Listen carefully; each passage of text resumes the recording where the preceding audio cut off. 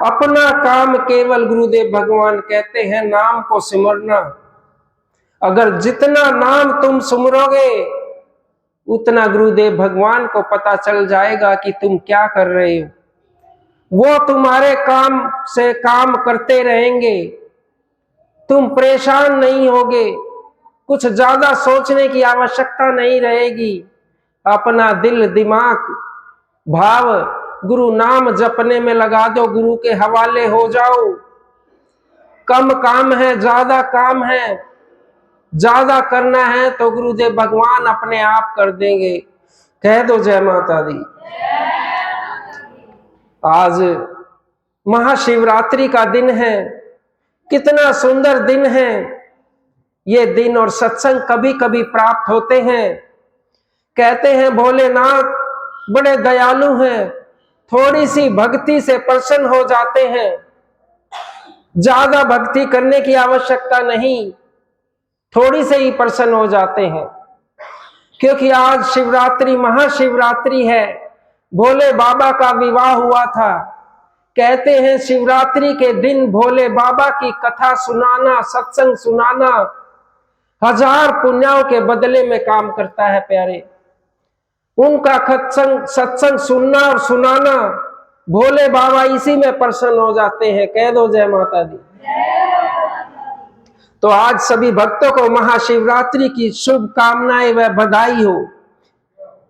सभी को बधाई शिवरात्रि की, क्योंकि भोले बाबा अपने भक्तों पर सदैव अपना आशीर्वाद बनाए रखते हैं। गुरुदेव भगवान के द्वारा सुनाया गया बाबा का कथन थोड़ा सा सत्संग रूप में मैं आपको सुनाता हूं, क्योंकि इस दिन आज जो महाशिवरात्रि है, भोले बाबा का शिव का विवाह हुआ था, उसी का सत्संग और वह कथा मैं आपको गुरुदेव भगवान के द्वारा सुनाई गई आपको सुनाता हूं। बड़ा आनंद आएगा। अपना दिल और दिमाग यहीं लगा के रखना, कुछ भी करने की जरूरत नहीं। केवल शिवरात्रि के दिन महाशिवरात्रि पे भोले बाबा का शिव विवाह सुन लिया, इसी में उनकी आशीर्वाद आ जाएगा। कह दो जय माता दी। तो प्यारे गुरुदेव भगवान कहते हैं, जब भोले बाबा को राजा दक्ष ने अपने हवन में नहीं बुलाया और इस अपमान को माता सती सहन नहीं कर पाई और वो जाकर हवन कुंड में छलांग लगा दी और माता सती वहीं पर भस्म हो गई। यहां से ये कथा आरंभ होती है, गुरुदेव भगवान के द्वारा बताई गई। जब भस्म हो जाती है, भोले बाबा वियोग में चले जाते हैं और माता सती को अपने हाथों में ऐसे उठा लेते हैं और वहां से निकल जाते हैं। क्योंकि कोई भी बहन महिला अपने पति का अपमान सहन नहीं कर सकती, भले ही उसके लिए वो खराब है, लेकिन फिर भी अपने पति का अपमान सहन नहीं कर सकती। तो इसी के बदले में जब छलांग लगाई, भस्म हो गई, जल गई आदि, और इसी बीच भोले बाबा ने आके उठाया और गोद में लेकर पूरी पृथ्वी पर भ्रमण करते रहे, वियोग में चले गए। वियोग में जाते और भटकते रहे कि अब कैसे मिला जाएगा, वियोग में चले गए। सभी देवी देवता देखने लगे कि बाबा वियोग में चले गए हैं, ये लालन पोषण कैसे होगा, कौन इस पृथ्वी को संभालेगा, कैसे कार्य होंगे। इस प्रकार के विचार करते रहे और बहुत समय निकल गया। भोले बाबा वियोग में घूमते रहे। जब सभी देवता इकट्ठे हुए और युवती लगाई, भगवान विष्णु को चुना गया कि एक काम करो भगवान, आप ही भोले बाबा को इस वियोग से बाहर निकाल सकते हो, अन्यथा ये धरती पृथ्वी रुक जाएगी, ये लालन पोषण का कार्य सब रुक जाएगा, ये पृथ्वी खत्म हो जाएगी। भोले बाबा को वियोग से निकालो, आप कुछ युक्ति लगाओ। स्वयं विष्णु भगवान चक्र का रूप लेकर भोले बाबा के हाथ में माता जो सती थी उसके छोटे छोटे टुकड़े करते चले गए। और जहां जहां पर भोले बाबा जा रहे थे, जहां जहां जिस जगह पर मां का अंग पड़ा, वहां पर शक्ति पीठ बन गई। देखो, शरीर पूरा हो गया, उसके बाद भी मां ने भक्तों के काम के लिए शक्ति पीठ का निर्माण करा। इस संसार में 52 जगह से, मतलब कि 52 जगह से मां का खंडन किया था और 52 जगह इस धरती पर पड़कर 52 शक्तिपीठ बने थे, जिनके गुरुदेव भगवान आपको दर्शन भी कराते हैं। और सभी शक्तिपीठ एक दूसरे से बढ़कर है, शक्तिमान है। कोई अपनी मुराद लेके जाता है तो वो पूरी हो जाती है। और भोले बाबा उसके बाद भी ऐसे ही घूमते रहे हाथों को, और माता सती छोटे छोटे टुकड़ों में शक्ति पीठ के अंदर विराजमान हो गई। फिर और युक्ति लगाई और भोले बाबा चलते रहे और भगवान विष्णु सभी देवता सामने हाथ जोड़कर खड़े हुए, भगवान से प्रार्थना की भोले बाबा से कि आप वियोग से बाहर निकलो, आपके हाथ में कुछ नहीं है, आप तो वैसे ही वियोग में चले गए। जो मां थी सती थी वो तो चली गई है, आपका उनसे पुण्य मिलन होगा, लेकिन इस बीच ये सारा कार्य रुक जाएगा, पृथ्वी रुक जाएगी, मनुष्य जाति खत्म हो जाएगी। इसके लिए कुछ विचार करें। और बड़ी मुश्किल से आराधना करके, स्तुति करके भोले बाबा को बाहर लेके आए वियोग से। जब लेके आए बाहर तो कुछ दिन ऐसे ही रहे और फिर बैठ गए समाधि में, ध्यान लगा लिया। किसी चीज की लालसा भगवान को थोड़ी है प्यारे, ऐसे ध्यान लगा लिया और बैठ गए। फिर चले गए ध्यान में, फिर सारे देवी देवता इकट्ठे हुए, बोले अब फिर भगवान ध्यान में चले गए।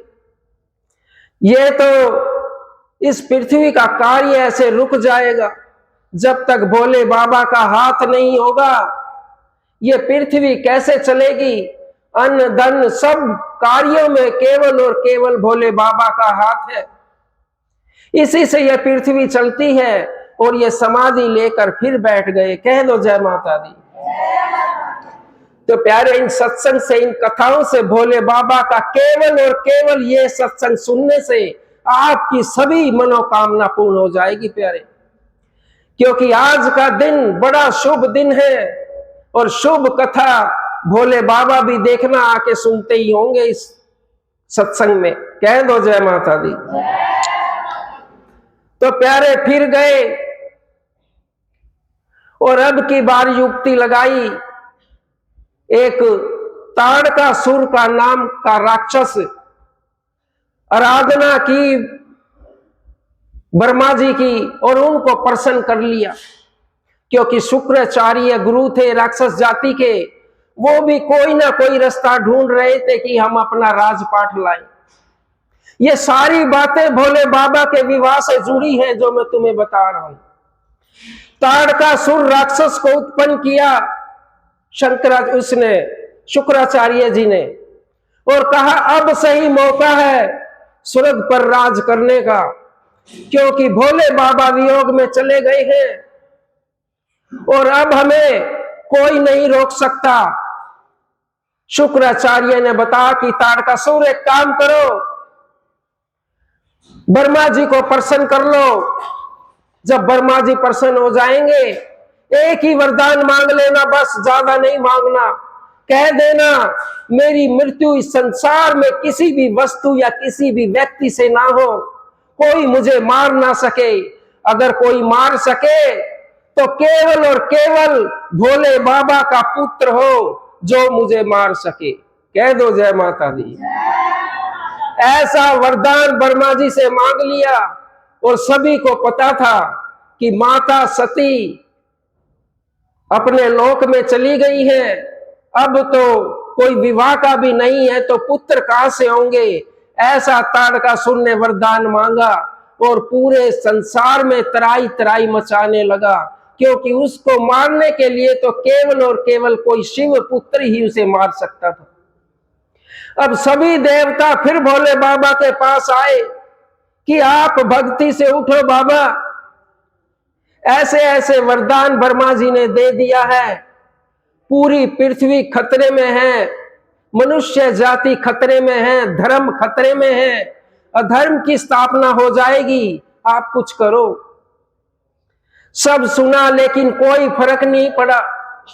फिर युक्ति लगाई गई भोले बाबा पे, कामदेव को बुलाया कि कामदेव, विष्णु भगवान ने बुलाया कि कामदेव ऐसा यत्न करो, ऐसा बाण चलाओ भोले बाबा पे कि काम की इच्छा उत्पन्न हो जाए और हम भोले बाबा का विवाह कर दे और उसके उत्पन्न पुत्र से इस ताड़कासुर का वध कर दे। कह दो जय माता दी। ऐसी युक्ति लगाई और कामदेव आ गए, क्योंकि कामदेव तो केवल मात्र देखने से काम की इच्छा उत्पन्न हो जाती है, लेकिन वो तो भोले बाबा एक आम के पेड़ के पीछे छुप गए कामदेव, और सीधा वहां से कामदेव ने अपना तीर चलाया भोले बाबा पे और भोले बाबा का क्रोध होकर तीसरा नेत्र खुल गया और कामदेव उसी वृक्ष पे बैठा था, आम के वृक्ष पर, वहीं पर भस्म हो गया। क्योंकि कामदेव की क्या औकात भोले बाबा के सामने ठहर सके। लेकिन एक काम हुआ, कामदेव तो चला गया लेकिन भोले बाबा समाधि से जाग गए और सभी देवता फिर आ गए। अब कहते हैं, गुरुदेव भगवान भी कहते हैं, तुमने भी देखा होगा कि जब नया मकान बनता है तो आम के पत्ते की वो लगाते हैं, नाले में माला बना के लगा देते हैं और आम की लकड़ियों का हवन किया जाता है। करते हैं ना, सभी बताते हैं कि आम की लकड़ियां लिया हवन कर देंगे। क्यों? ये सब भोले बाबा की कृपा से संभव हुआ था। जिस आम के पेड़ के ऊपर कामदेव बैठा था और कामदेव तीसरा नेत्र खुला तो भस्म हो गया, उस दिन के बाद आम के पेड़ में काम की शक्ति नहीं रही, वो शुद्ध हो गया, देवताओं के लायक हो गया। इसीलिए हवन के अंदर या शुद्धि में, भगवान के कार्य में आम के पत्ते लगाए जाते हैं कलश में और आम की लकड़ियों से हवन किया जाता है। वो काम रहित हो गया, भस्म हो गया। कह दो जय माता दी। तो प्यारे, जब भोले बाबा जागृत हुए तो सभी देवताओं ने अर्जी लगाई है कि ऐसे ऐसे हो रहा है बाबा, आप हमारी रक्षा करो, क्योंकि आपके विवाह से संपन्न होकर और जब पुत्र रतन की प्राप्ति होगी, आपकी संतान से उस ताड़कासुर का नाश होगा। ऐसा वरदान उसने ले लिया है। लेकिन काम की इच्छा या कामदेव ने जो तीर चलाया था भोले बाबा पे बेअसर। भोले बाबा बोले, क्योंकि कहते हैं, ग्रंथों में भी लिखा हुआ है, जो सनातन धर्म की स्थापना है वो भोले बाबा ने स्वयं की थी। जितने सनातन धर्म के नियम हैं वो भोले बाबा ने स्वयं अपना विवाह रचा के बनाए थे। पुत्र माता पिता की सेवा करता है, उनका ध्यान रखता है, माँ अपने बच्चे की सेवा करती है, लालन पोषण करती है। जितने भी सनातन धर्म के नियम हैं सब भोले बाबा ने बनाए थे अपना विवाह करके। भोले बाबा कहते हैं कि काम की इच्छा से नहीं विवाह करना। जो व्यक्तिगत कोई भी संसार में काम की इच्छा से विवाह करते हैं उनके विवाह चलते नहीं। केवल विवाह अगर करना है तो राम की इच्छा से करिए। ये मैं नहीं बोल रहा हूं, भोले बाबा ने बोला था उस समय कि जब विवाह करना है तो राम की इच्छा से कीजिए, राम को पाने की इच्छा से कीजिए, भगवान को पाने की इच्छा से कीजिए। उसने जोड़ा बनाया दोनों का, एक औरत और एक व्यक्ति आदमी, कहा कि कोई व्यक्ति अगर दुराचारी है थोड़ा और उसकी पत्नी कोई भगत आ जाए तो रोज उसको कथा सत्संग सुनाकर उसका भी बेड़ा पार कर सकती है। कह दो जय माता दी। अगर कोई बहन कोई महिला थोड़ी दुराचारी है और उसका पति सत्संगी व्यक्ति है तो वो भी उसको सत्संग सुनाकर अपने साथ उसका भी बेड़ा पार कर सकता है। ये भगवान ने जोड़ी बनाई है कि कहते हैं कि विवाह करें तो राम की इच्छा को पाने के लिए कीजिए, काम की इच्छा से विवाह नहीं, वो तो भगवान का बनाया खेल है, तुम अपने आप चले जाओगे प्यारे। तो ऐसा ही हुआ कि किससे विवाह किया जाए, भोले बाबा से बात हुई कि हाँ एक है, जब मां ने नीचे जन्म लिया, उमा पार्वती के साथ विवाह हुआ था भोले बाबा का, कि एक है महाराज बाबा जी, अगर आप ये कार्य कर दो कि संसार की कोई शक्ति तुम्हारे सामने नहीं ठहर सकती, लेकिन तुम ये विवाह कर लो, तब जाकर इन सभी जितनी भी परेशानियां खड़ी हैं, जितना भी ये हमारे जो पृथ्वी लोक पर दुर्व्यवहार हो रहा है मनुष्य जाति के लिए, वो सब खत्म हो सकता है। तो भोले बाबा ने कहा ठीक है, मैं काम से नहीं राम के नाम से विवाह करूंगा। भोले बाबा किसकी आराधना करते हैं? केवल और विष्णु भगवान की। विष्णु भगवान किसकी आराधना करते हैं? भोले बाबा की। और दोनों मिलकर किसकी आराधना करते हैं? बताओ किसकी करते हैं? ब्रह्मा जी की। और सब देवी देवता मिलकर किसकी आराधना करते हैं? केवल और केवल मां भगवती की आराधना करते हैं। कह दो जय माता। ये मां का रूप बनाया है, ये ज्योति रूप में है। जब इस संसार पर जब भी भीड़ आई है, सभी देवताओं ने मिलकर मां की आराधना की और मां का प्रसन्न करके तब जाकर अब इस मुक्ति से, जो भी परेशानी थे उससे मुक्ति पाई। तो सभी देवता मिलकर मां की आराधना करते हैं प्यारे। यह सर्वशक्तिमान है। हर देवी देवता, हर इंसान इसकी शक्ति से चल पाता है, उठ पाता है, बैठ पाता है। जब इसका हाथ हट जाता है तो प्यारे अच्छे अच्छे कहते हैं मेरे में जान थी। वो 2 आदमियों को गिरा लेता था, आज वो बिस्तर पर पड़ा है, खुद उठकर पानी नहीं पी सकता। क्यों? क्योंकि मां ने वो शक्ति उससे वापस ले ली। इसीलिए इसका हर समय हर पल इसका शुक्र गुजार करो कि मां, हम इस लायक तूने कर रखे हैं कि सारा कार्य हम कर सकते हैं और तेरी आराधना भी हम करते रहे। कह दो जय माता दी। तो प्यारे ऐसा ही हुआ, कई जन्मों की भक्ति से उमा को, मां पार्वती को शिव वरदान मांगा था उसने कि जब भी मैं इस पृथ्वी पर जन्म लूंगी तो भोले बाबा मैं तुझे अपने पति के रूप में देखना चाहती हूं, अन्यथा कोई ना हो, केवल और केवल मैं तुम्हें पाना चाहती हूं। मेरी यही जो जितनी मैंने तप और पूजा किया उसी का फल मुझे ये देना। कह दो जय माता दी। 12 साल की आयु में मां उमा पार्वती घर से निकल गई और जंगल में जाकर तपस्या करने लगी। 10,000 वर्षों तक तपस्या की। किसके आधार पर? केवल और केवल बेल पत्थर के पत्ते खाए और बेल पत्थर का फल खाया। इसीलिए यह भगवान पर चढ़ाया जाता है। पता होना चाहिए कि क्यों चढ़ते हैं ये चीजें। केवल मां ने 10,000 वर्षों तक बेल पत्थर के पत्ते खाए और बेल पत्थर का फल खाया, इसी के आधार पे जीवित रही और तपस्या करती रही। लेकिन भोले बाबा की माया सभी देवी देवता अधीन, और बोले कि एक बारी इसकी तपस्या जो इसने की है, एक बारी इसको देख तो लो, ये इस लायक है कि नहीं, भोले बाबा की अर्धांगिनी बन सकती है कि नहीं।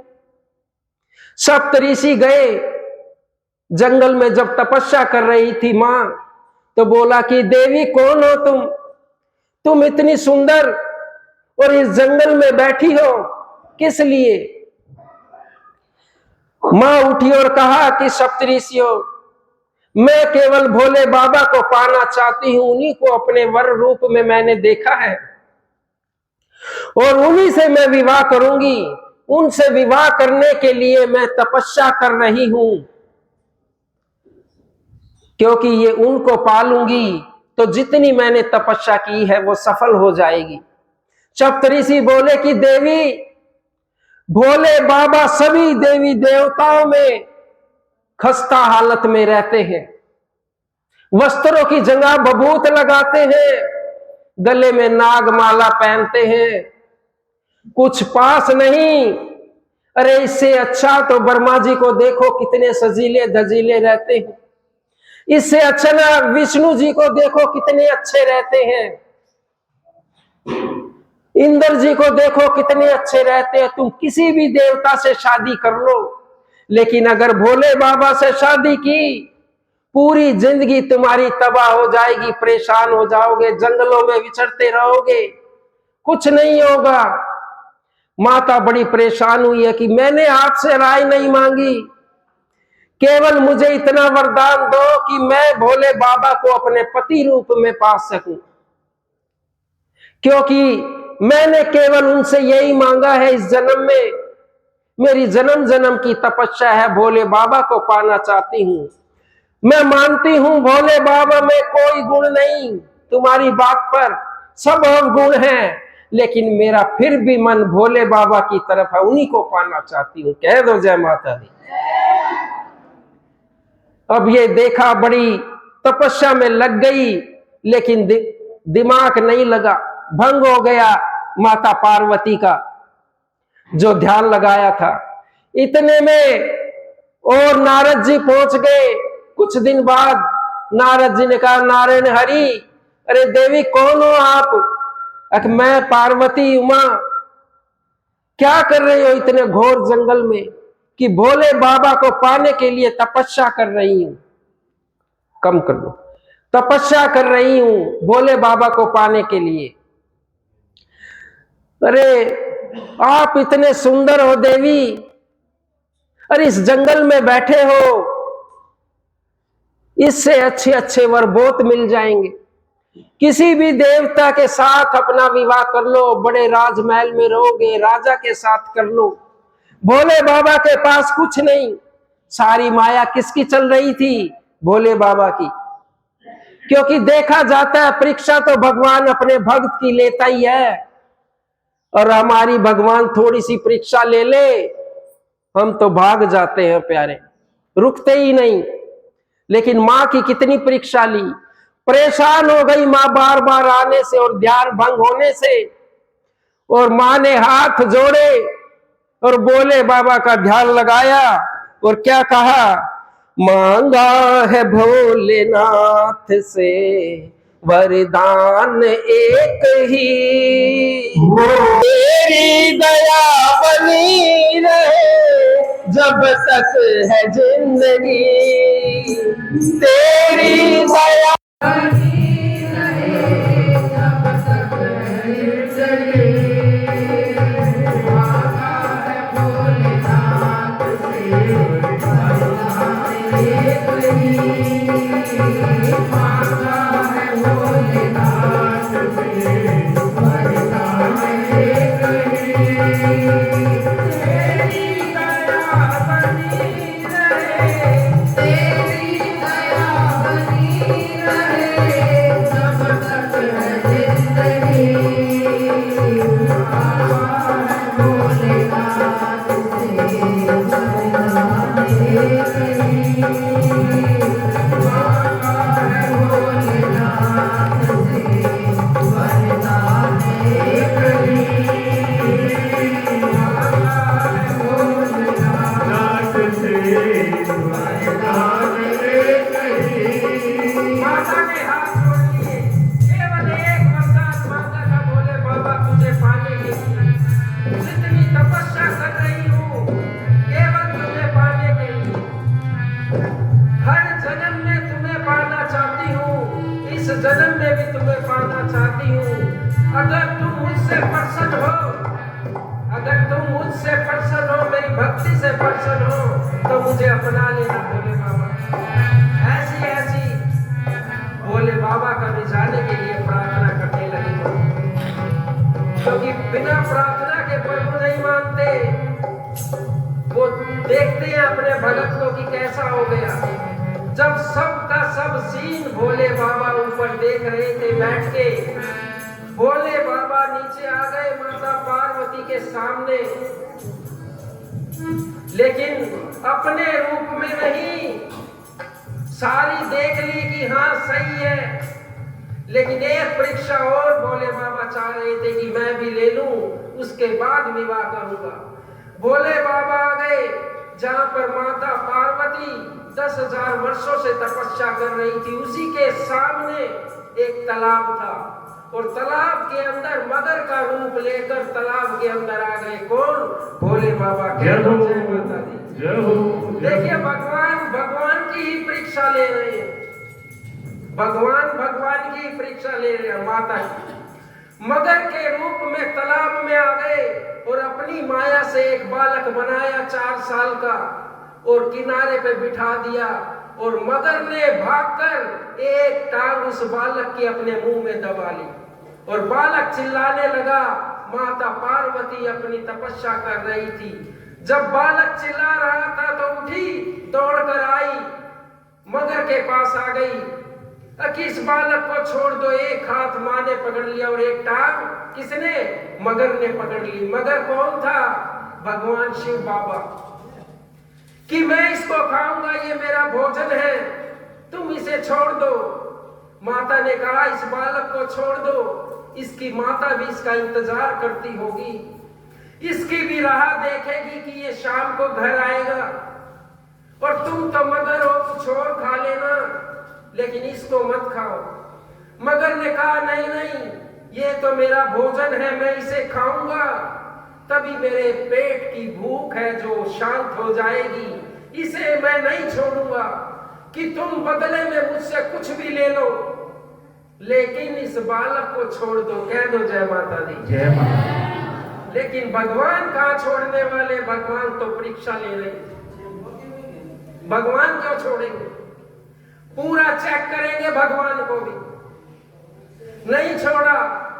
बात आ गई कि मैंने 10,000 साल भोले बाबा को पाने के लिए तपस्या की है।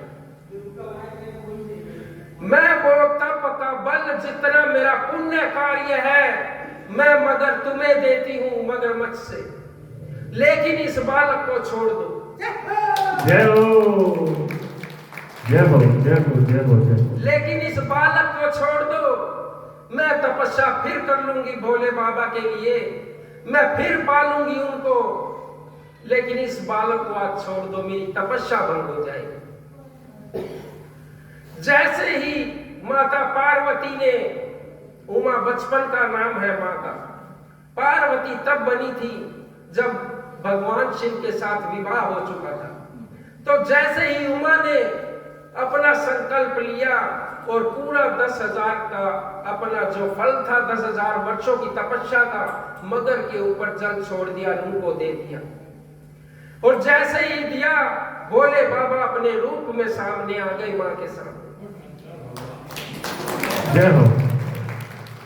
खड़े हो गए आकर कि बोला तुम्हें उमा, तुम्हारे अंदर सब गुण थे, केवल एक ये गुण मुझे लगा कि है कि नहीं, कहीं तुम अपने लिए तो ना जियो, क्योंकि मेरे साथ रहना है, मेरे पास कुछ नहीं, केवल और केवल इस संसार के लिए तुम्हें जीना है, अपने लिए नहीं, इसीलिए ये परीक्षा मैंने तुम्हारी ली। कह दो जय माता। जय माता दी। तो प्यारे, ऐसी कथा भगवान शिव ने माता पार्वती की ऐसी परीक्षा ली और सभी देवी देवता ऊपर से फूल डालने लगे।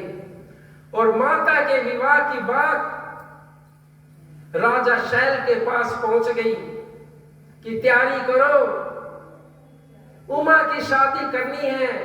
भोले बाबा के पास हिमालय पर रहते हैं, और वो भी हिमालय की पुत्री थी, माता शैलपुत्री, जिसका दूसरा नवरात्र आता है, ये भी उसी के नाम से है। तो जब गए और एक पंडित को भेजा गया भोले बाबा के पास विवाह का निमंत्रण देने के लिए। सभी देवता प्रसन्न हो गए। आज अगर भोले बाबा की विवाह शादी हो जाती है तो इस ताड़कासुर के नाम राक्षस से इस पृथ्वी को आजादी मिल जाएगी, यह मनुष्य जाति बच जाएगी। भगवान का विवाह होना भी इस मनुष्य जाति के लिए है। और आप लोग व्यक्ति कह देते हैं कि भगवान का मन किया होगा तो उन्होंने विवाह कर लिया, लेकिन यह कथा से तुम्हें पता चलेगा कि उन्हें क्यों किया। जब लगाया, शादी की तैयारियां होने लगी चारों तरफ, और जितने शमशान में भूत प्रेत रहते थे सब कहां पहुंच गए? भोले बाबा के पास। ऐसी शादी कहीं नहीं। सभी शादियां तुमने देखी होंगी, मनुष्य जाते हैं, आदमी जाते हैं, सज धज के जाते हैं, नए नए कपड़े पहन कर जाते हैं, लेकिन भोले बाबा की शादी में सभी भूत प्रेत, किसी का सर नहीं, किसी के हाथ नहीं, किसी के पांव नहीं, किसी की आंख नहीं। कोई देख ले तो डर जाए, रुकने का कोई नाम नहीं। जितनी भी संसार में शमशान भूमि थी सब भूत प्रेत भोले बाबा के पास पहुंच गए। कह दो जय माता दी। शादी हो गई, माता को उधर मनाया गया कि ऐसे ऐसे भोले बाबा हैं, इस त्रिलोकी के नाथ है, तुम्हारी पुत्री का रिश्ता है, अगर तुमने कर दिया तो तुम्हारी पुत्री जन्म जन्म तक सुख रहेगी। ऐसा विचार करके सभी देवता गए और उनकी माता को मनाया गया, मान गए और विवाह का प्रस्ताव भेजा गया। जब बारात आई भोले बाबा की, उसके अंदर सभी इसी प्रकार के भूत प्रेत। अब नगर से देखा, राजा शैल ने देखा ऊपर चढ़कर किले में सबसे ऊपर, अब देखूं बारात कैसी लग रही है, मेरी पुत्री की शादी है। मैं कहता हूं इस संसार में कोई भी पिता अपनी पुत्री की शादी करता है, केवल वो यही देखता है कि मेरी पुत्री खुश रहेगी कि नहीं, बस एक ही सवाल। पैसे धन का मतलब नहीं होता। कह दो जय माता दी। जय माता दी। केवल एक ही सवाल शैल राजा के हृदय में भी, मैं देख लूं बारात देखकर मुझे पता चल जाएगा मेरी पुत्री खुश रहेगी कि नहीं। लेकिन जब बारात देखी, तरह तरह के भूत, कोई गधे पर, कोई घोड़े पर, कोई खच्चर पर, कोई हाथी पर, कुछ नहीं दिखाई दे रहा, केवल धूल धूल दिखाई दे रही। और सभी देवता गण आ गए। ब्रह्मा जी बोले कि भगवान भोले बाबा तुम्हारे साथ तो ये सारे भूत प्रेत चल रही हैं बारात में, देखकर डर जाएगी सारी प्रजा, इनको ठीक करो, सेट बिल्कुल एकदम बढ़िया करो, सजीले धजीले, नहीं तो कुछ नहीं बचेगा, बहन आओगे खाली लौटकर, बाप भगा देगा, कोई पुत्री नहीं देगा तुम्हें। सही समझाया ब्रह्मा जी ने।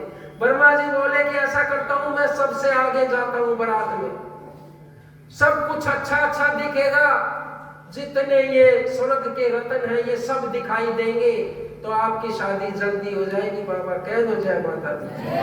जय माता। प्रयत्न सब कर रहे। इंद्र जी आए अपने ऐरावत हाथी पर, पूरा सोने से सजा दिया। वो भी बोले कि ब्रह्मा जी मैं अपना हाथी आपसे भी आगे रखूंगा, जब इतना सोना लदा देखेगा तो मना नहीं कर पाएगा। कह दो जय माता दी। जय माता दी। तो इस प्रकार के प्रलोभन देवी देवता देने लगे भोले बाबा को कि हम जितने सजीले देवता हैं सब आगे रहेंगे बारात में, कोई मना नहीं करेगा। थोड़ी देर बाद किले पे चढ़कर फिर देखा ऊपर, तो देखा आगे ब्रह्मा जी, उससे आगे इंद्र जी, इतने सोने के रथ बिल्कुल सजी धजी चमक लग रही, बड़ा प्रसन्न हो गया।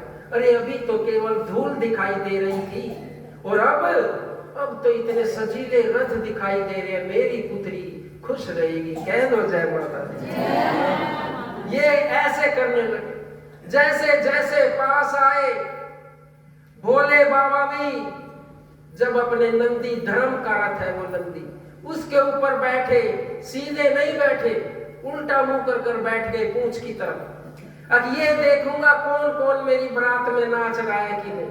देखो कैसे बैठ गए, और भेष कैसा बना लिया, 90-100 साल के बूढ़े का भेष बना लिया, बिल्कुल सफेद दाढ़ी, खाल लटक रही और बिल्कुल आंखें अंदर गड़ी हुई, लटाएं बड़ी बड़ी, ऐसा रूप बना लिया, कहीं से दूल्हा नहीं नजर आए। कह दो जय माता दी। जय माता दी। अब आगे जब देखा प्रजा ने, सबसे पहले इंद्र देवता को तो बड़ा प्रसन्न हुए, एक लगता है यही दूल्हा है। देखो कितना सज रहा, कितने सारे हीरे जवाहरात इसके साथ चल रहे, यही दूल्हा है।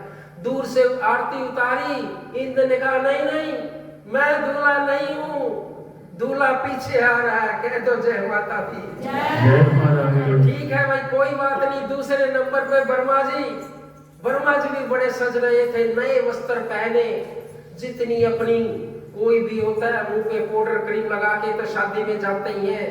वर्मा जी ने अपनी काली दाढ़ी को, उसको सफेद दाढ़ी को काला कर लिया, इतने सजीले धजीले हो गए कि यही दूल्हे लग रहे हैं। जब उनकी आरती उतारने लगे तो देखा रे नहीं, इनके तो 4 मुख है, 4। एक मुख वाले के शादी की थी, वर्मा जी के 4 मुख हैं, ये दूल्हा नहीं हो सकता। वर्मा जी बोले मैं भी नहीं हूं, पीछे है पीछे। कह दो जय माता दी। जय माता। अब शिव भगवान बैठे नंदी पे, उल्टा मुंह करके, उनकी बारी आ गई। अब दूल्हे हैं ये, सारे देवी देवता खड़े हो गए पास में, अपनी सवारी से खड़े होकर, और भोले बाबा का इंतजार करने लगे। देखो ऐसी शादी भी देखी है कहीं? भोले बाबा भी सुन रहे इस कथा को। ऐसी शादी विवाह देखा है कहीं कि सारे बराती सजीले दजीले और दूल्हा बिल्कुल शमशान से उठकर और अपने पूरे बदन पर भभूत लगाकर आ गया। ऊपर से पानी डाला, गीले शरीर में सब लोगों ने भभूत छिड़क दी, चिपक गई गीले शरीर में, वो लगा के आ गया जो उतरे भी ना, पूरा श्रृंगार करके आया। इंद्र जी बोले कि भोले बाबा इस माया से बाहर निकालो, सब फंस जाएंगे जितने देवता आएंगे, ये पकड़ लेंगे प्रजा वाले, किसको उठा लाए, और हमारा जो संकल्प है ना इस ताड़कासुर को खत्म करने का, वो भी धरा का धरा रह जाएगा, जल्दी से कुछ करो। पर भोले बाबा काम मानने वाले, उल्टे बैठे थे, उल्टे ही उतर कर सामने पहुंच गए जहां आरती करने वाली खड़ी थी बहनें। कह दो जय माता दी। जय माता।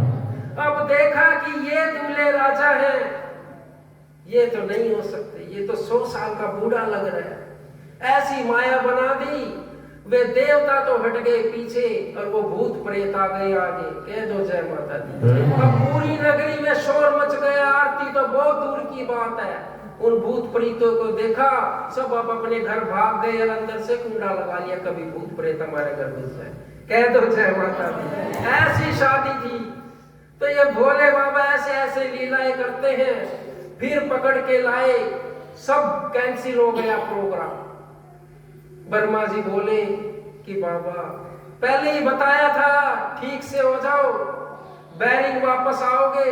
हिमालय ने भी मना कर दिया, उसकी पत्नी ने भी मना कर दिया कि इस व्यक्ति के साथ हमारी पुत्री खुश नहीं रह सकती। इतने सारे भूत प्रेत, मेरी बेटी महलों में पली है, आज तक उसने कोई दुख नहीं देखा, बताओ इनको देख देख के वे तो वैसे ही जिंदा ही मर जाएंगी। कह दो जय माता दी।